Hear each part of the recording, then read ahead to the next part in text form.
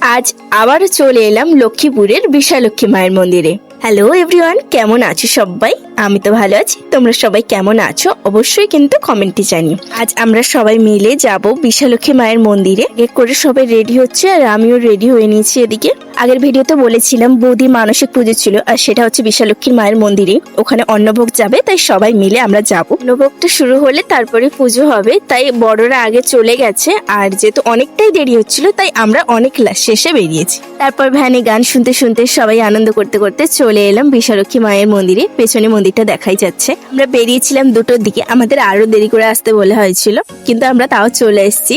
এখন যাচ্ছি একটু নদীর পাড়ের দিকে, কারণ ওখানে দিদি জামাইবাবুরা সবাই আছে।